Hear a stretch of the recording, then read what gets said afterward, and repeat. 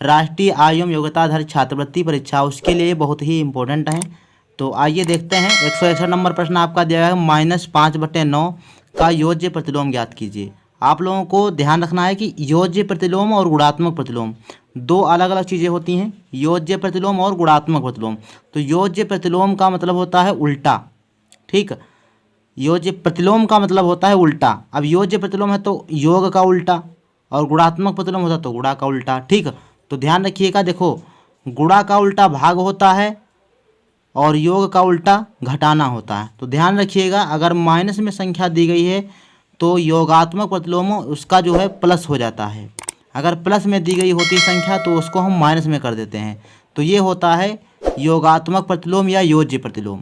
Same इसी प्रकार से गुणात्मक प्रतिलोम होता है। जैसे कि मान लो कि गुणात्मक प्रतिलोम हम बता रहे हैं, गुणात्मक प्रतिलोम में होता है, जैसे मान लो कि संख्या दी गई है आपकी 3/2, तो इसका गुणात्मक प्रतिलोम क्या हो जाएगा, 2/3 हो जाएगा, ठीक। ये गुणात्मक प्रतिलोम हो गया।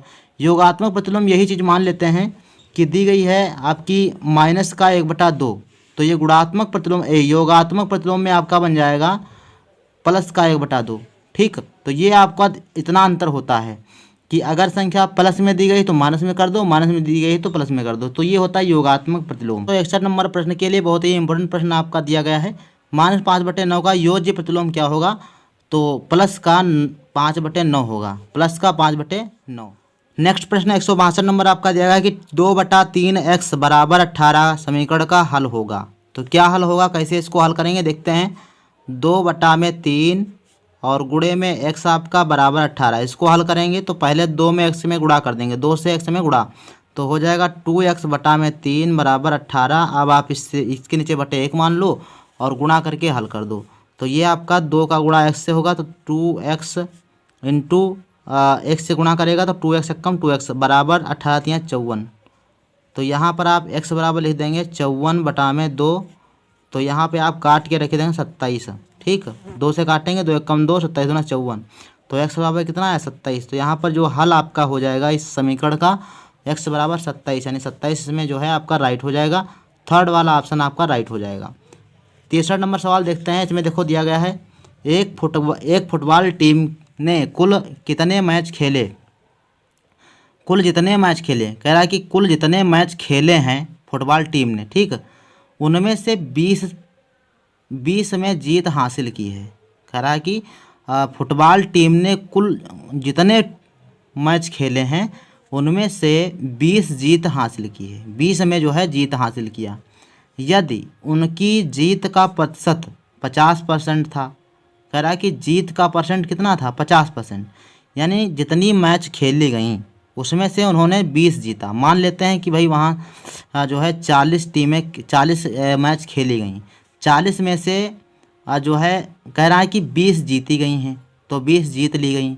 अब कह रहा है कि यदि उनकी जीत का प्रतिशत 50% हो, जीत का परसेंट कितना हो, ये आपका 50% का 20 जो है 50% के बराबर है, ठीक। तो कह रहा है कि उस टीम ने कुल कितने मैच खेले हैं ये बताना है। तो कुल कितने मैच खेले हैं, देखो 50% आपका 20 के बराबर है, 50% किसके बराबर है 20%, 20 के बराबर है।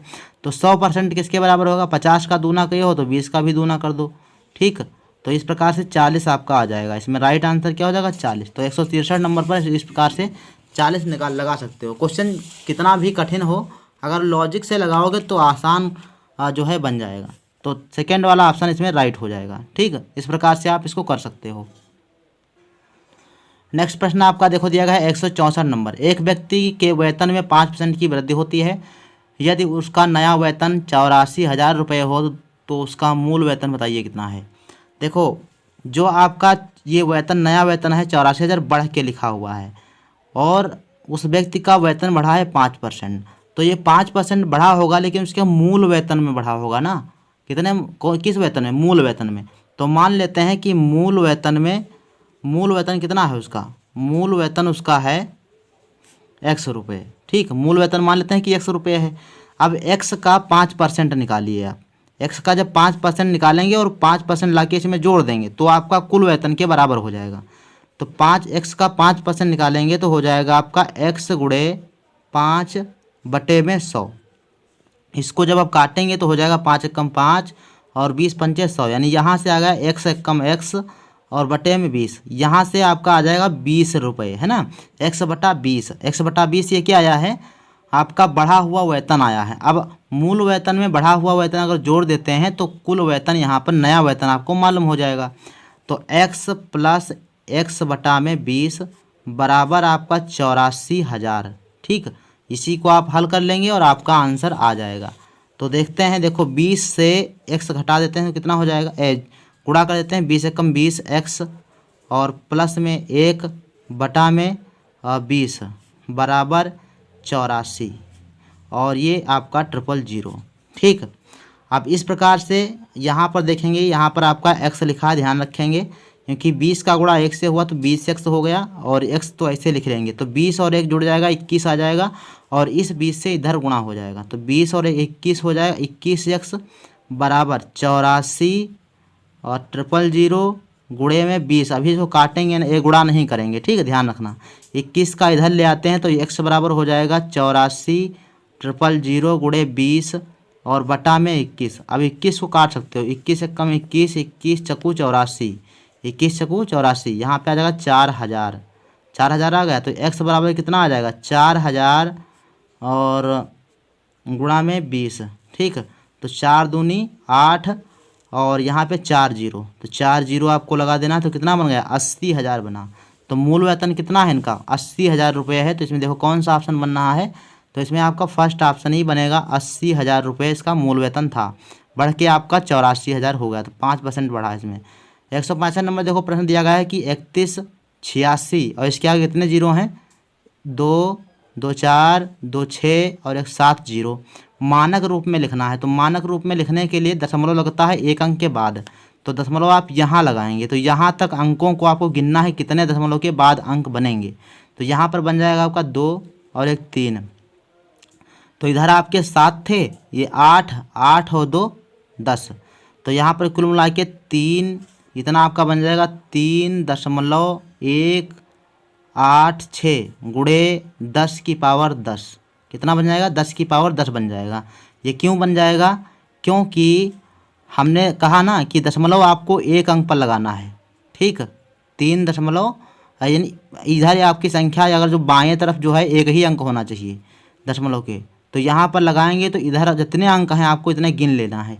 तो 1 2 3 4 5 6 7 8 9 10, तो 10 से 10 की पावर 10 से गुणा कर देंगे, बस यही आपका आंसर हो जाएगा। नहीं, चौथा वाला ऑप्शन आपका राइट हो जाएगा। तो इसी प्रकार से मानक रूप में लिखते हैं इसको। ठीक, तो नेक्स्ट प्रश्न आपका देखो दिया गया है, इंपॉर्टेंट प्रश्न है और ये घातांक से नियम घातांक करनी से दिया गया है। ठीक, घातांक से। तो ये आपका देखो 166 नंबर प्रश्न जो आपका दिया गया है, इसमें देखो दिया गया है 3 की पावर 0 प्लस 4 की पावर माइनस क्या 1। ठीक, और गुणे में 2 की पावर 2, इस प्रकार से दिया गया है। तो कैसे इसको हल करेंगे देखते हैं। 166 नंबर प्रश्न है ये। 3 की पावर 0 का मान हो जाएगा 1। ठीक, और प्लस ये आपका इनवर्स घात माइनस में लगी है तो इसको प्लस में करने के लिए इसको 1/4 हम लिख सकते हैं। ठीक, और इधर आपका हो जाएगा गुणे में 2 की पावर 2 लिखा है तो इसको 2 गुणे 2 लिख सकते हो आप। अब इसको गुणा कर देते हैं, 4 का गुणा 1 में करेंगे, 4 1 कम 4 और 1 जुड़ जाएगा तो 4 और प्लस 1 बटे में 4 1 कम 4 और ये आपका गुणे का निशान लगा रहेगा, 2 दूनी 4 हो जाएगा। ठीक, तो अब इसको जब आप हल करोगे तो ये हो जाएगा 4 और 1 5, तो यहाँ पे 5/4 गुणे आपका 4, तो 4 4 आपका कट जाएगा तो बचेगा क्या आपका 5 बचेगा, यही आपका आंसर हो जाएगा। ठीक, तो ये सिंपल सवाल था और आंसर आपका कितना आया 5। और ऐसे प्रश्न आपके बनने हैं सवाल में, ये तो पक्का कंफर्म है। तो इसी प्रकार से क्वेश्चन नंबर देखो 167 दिया गया है कि a² माइनस 8 है और प्लस के 16, इसका गुणनखंड करना है। तो 167 नंबर प्रश्न में गुणनखंड करना है, इंपॉर्टेंट प्रश्न है, एक गुणनखंड आपसे ज़रूर पूछेगा। प्लस के 8a और प्लस के 16 गुणनखंड आप करेंगे तो सबसे पहले आपको ध्यान देना है कि यहाँ पे जो 16 दिया गया, 16 के ऐसे गुणनखंड करना है कि यहाँ पर 8 आ जाए। तो 4 चक्कू 16, 4 गुणे 4 कर देंगे, यानी 4 गुणे 4 कर दें तो 4 चक्कू 16 बन जाएगा और जोड़ने पर 8 बन जाएगा, तब भी ये बन जाएगा, नहीं बन जाएगा तो इसको बना देंगे a² प्लस 4a और प्लस 4a, तो ये हो जाएगा 4a बराबर 8a और गुणा करेंगे तो 4 चक्कू 16 हो जाएगा और प्लस में 16, यहाँ और यहाँ दोनों में कॉमन ले लेते हैं तो जब कॉमन लेंगे तो ए इसमें कॉमन है, तो इसमें कितना बचा, ए प्लस 4 बचा। और इसमें आप जब कॉमन लेंगे तो इसमें 4 कॉमन है, तो इसमें बचेगा आप ए और प्लस में 4 चक्कू 16, 4 बचेगा। दोनों में कॉमन लेते हैं तो ए प्लस 4 कॉमन है और ए प्लस 4, दूसरे ब्रैकेट में ए प्लस 4। तो इस प्रकार से आप यहाँ पर देख पाएंगे कि आपको क्या मिल रहा है, ए प्लस 4, ए प्लस 4 दोनों में सेम है, तो इसको ले सकते हो ए प्लस 4 का होल ऑफ स्क्वायर लिख सकते हो। तो इस प्रकार से ए प्लस 4 का होल ऑफ स्क्वायर कहाँ पर है, देखो इसमें कौन सा ऑप्शन सही है भैया, तो ए प्लस 4 का होल ऑफ स्क्वायर, ये आपका राइट आंसर हो जाएगा। ठीक है, सेकेंड वाला। इस प्रकार से आप सवाल लगा सकते हो। 168 नंबर देखो प्रश्न दिया है कि एक वस्तु 375 रुपये में खरीदकर 20% लाभ से बेची जाती है, उसका विक्रय मूल्य ज्ञात कीजिए। इंपॉर्टेंट प्रश्न है और ये पूछा जा सकता है पेपर में। तो इसको देखो कैसे हल करते हैं। सबसे पहले आपको क्या करना है, वस्तु दिया गया है, वस्तु का मूल्य आपका दिया गया है, ये क्या है, खरीदा गया मूल्य, मतलब क्रय मूल्य आपका दिया गया है। क्रय मूल्य 375 रुपये दिया गया है और कह रहा है कि 20% लाभ कमाना है। तो क्रय मूल्य आपका दिया गया है यहाँ पर, क्रय मूल्य बराबर 375 रुपये है ना, 375 रुपये आपका दिया गया है क्रय मूल्य। अब यहाँ पर देखो 20% लाभ का नाम, तो लाभ बराबर कितना है, लाभ प्रतिशत में दिया गया है, लाभ प्रतिशत बराबर कितना है 20%। तो लाभ रुपए में यहाँ पर निकाल लो, कितना लाभ कमाना चाहता है, कितना लाभ चाहिए उसको। तो लाभ रुपए में निकालने के लिए क्या करेंगे, लाभ बराबर होता है क्रय मूल्य, लाभ बराबर चाहे प्रतिशत लाभ वाले सूत्र से आप निकाल लो और चाहे डायरेक्ट इसका 375 का 20% निकाल लो। सबसे सिंपल सा बात है, बहुत ज़्यादा नियम कानून नहीं याद करने की जरूरत है। आप डायरेक्ट 375 का 20% निकाल लीजिए, आपको लाभ ना मालूम हो जाए कितना लाभ ये लेना चाहता है। तो 375 रुपये का हम निकाल रहे हैं 20%। ठीक, 375 रुपये का 20% निकालेंगे, 375 गुणे 20/100। तो जब यहाँ से आप इसको काटोगे तो कितना आएगा, देखो 20 को काट देते हैं, 20 एक कम 20 और 20 पंचे 100 कट गया।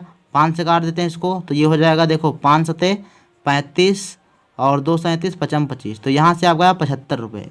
तो 75 रुपये आपका क्या आया है, लाभ बराबर। ठीक, लाभ कितना आया है, लाभ आया है 75 रुपये। तो अब आप बताइए कि विक्रय मूल्य कितना होगा। विक्रय मूल्य होता है लाभ जितना भी कमाया जाए, जितना लाभ और क्रय मूल्य जोड़ करके आपका हो जाएगा। तो विक्रय मूल्य बराबर कितना हो जाएगा, विक्रय मूल्य आपका हो जाएगा, जोड़ कर लिख दीजिए 375 और प्लस में 75। ठीक, तो 75 दूना 150 यानी 450 रुपये आपका हो जाएगा। ये वाला ऑप्शन सेकेंड वाला आपका सही हो जाएगा, 450 रुपये हो जाएगा वस्तु का विक्रय मूल्य जो बेचा गया है इस पर। नेक्स्ट देखो आपका प्रश्न दिया गया है 169 नंबर। 169 नंबर दिया गया है, 68 नंबर हो गया, 69 नंबर देखो। एक व्यापारी एक वस्तु की कीमत 10% बढ़ा देता है और 5% की छूट देता है। यानी पहले किसी वस्तु पर 10% जो है बढ़ा दे रहा है, प्लस कर दे रहा है, उसके बाद माइनस कर दे रहा है 5%, यानी छूट 5% कर रहा है। तो कह रहा है कि छूट देता है तो लाभ या हानि कितना होगा ये बताना है, यानी कितने % का उसको लाभ होता है या हानि होती है। तो सबसे पहले इसके लिए एक लॉजिक है, सूत्र है, ध्यान रखना। जब कोई वस्तु में जो है प्रतिशत वृद्धि की जाए, उसके बाद % कमी की जाए, ठीक है, तो उसके सूत्र में या तो प्लस कर दिया जाए, दोनों स्थिति में हो सकता है, तो घटा ही दिया जाए फिर से घटा दिया जाए। ठीक, वृद्धि की जाए फिर वृद्धि कर दी जाए, या तो घटा दिया जाए फिर घटा दिया जाए, या पहले घटाया जाए फिर बढ़ाया जाए। तो इस स्थिति में, तीनों स्थितियों में जो है आपका एक ही सूत्र काम करेगा। तो इसमें ये है कि मान लेते हैं कोई आर आपकी दी गई है, फर्स्ट आर दी गई है, मान लेते हैं ये आपकी R%। ठीक, 8% आपकी क्या दी गई है, एक पहली दर आपकी R% दी गई है, दूसरी दर दी गई है स्मॉल R%। तो इससे आपका रिलेटेड एक सूत्र होता है, क्या होता है आपका R और गुणे में R प्लस स्मॉल r और प्लस R गुणे R स्मॉल वाला R और बटे में 100, ये आपका सूत्र होता है। ठीक है, ये आपका सूत्र होता है। इस प्रकार से आप इसको बनाएंगे तो बन जाएगा, बहुत आसानी से बन जाएगा। जैसे मान लेते हैं कि सबसे पहले 10% की वृद्धि की गई है, तो वृद्धि को आपको प्लस में लिखना है, और अगर जो माइनस किया घटा दिया जा रहा है तो माइनस में आपको लिखना है, ध्यान रखिएगा। तो यहाँ पर देखो 10% की वृद्धि की जा रही है, तो आर का मान जो कैपिटल आर का मान है यहाँ पर प्लस में आएगा, तो प्लस में 10। और फिर आपका देखो 5% माइनस किया जा रहा है, तो माइनस का 5। ठीक, अब प्लस का निशान लगाएंगे यहाँ पर। फिर आर कैपिटल में आपको 10 में रखना है, कैपिटल में रखना 10 में रखना है। कैपिटल आर बराबर यानी पहली बार वृद्धि जो हो रही थी वो कैपिटल आर हमने मानी है, तो 10 और गुणा में आपको रखना है माइनस का 5। ठीक है, कि यह वृद्धि नहीं है, घटना है, मतलब कमी की जा रही है। और बटे में आपको 100 लिखना है। तो इस प्रकार से इसको जब हल करेंगे तो आपका परसेंट लिख के आ जाएगा, कितना परसेंट हानि हुई या लाभ हुआ है। तो ध्यान रखिएगा, इसको जब घटाएंगे तो आपका आ जाएगा 5, और यहाँ पर प्लस का निशान। इसको जब गुणा करेंगे तो 5 दहम 50, तो ये आपका हो जाएगा 50 बटे में 100। इसको काट देंगे, 50 से कम 50, 50 दूनी 100, और ये 50 आएगा माइनस का। ध्यान रखिएगा यहाँ पर माइनस का होना चाहिए। तो ये हो जाएगा आपका 5, और ये माइनस, और ये क्या हो जाएगा प्लस। तो माइनस और प्लस माइनस, तो 5 माइनस 1/2, ऊपर 1 तो बचा और नीचे 2 बचा, तो 1/2। अब इसको हल कर देंगे तो ये आपका आ जाएगा 2 1 कम 2 5 दूनी 10, 5 दूनी 10, और माइनस 1 1 कम 1, और बटे में 2 1 कम 2। तो इस प्रकार से आपका आ जाएगा 10 में से 1 घटा कितना बचा, तो 9 बचा, और 9/2, तो 2 से इसको काट देंगे, 2 1 कम 2, और ये 4.5 आ जाएगा। ये आपका देखो प्लस में आंसर आया है। किस में आया है, प्लस में। तो इसका मतलब है 4.5% का लाभ हुआ है। ठीक, अगर प्लस में आंसर आएगा तो आपका लाभ हुआ है, अगर माइनस में आंसर आएगा तो आपकी क्या होगी, हानि हो जाएगी। ध्यान रखना, ये आपका सूत्र बहुत ही काम का है। अगर ऐसा सवाल आता है तो इस प्रकार से इस सूत्र से आप लगा सकते हो। ठीक, तो 4.5% इसमें जो है लाभ होगा, ये आपको ध्यान रखना है। सॉरी, कौन सा प्रश्न है भाई, ये वाला आपका दिया गया है। ठीक, 4.5% लाभ। तो इसी प्रकार से सवाल नंबर देखो 170 नंबर दिया गया है कि अमन ने 16% वार्षिक ब्याज की दर पर कुछ साधारण ब्याज पर कुछ धन उधार लिया है।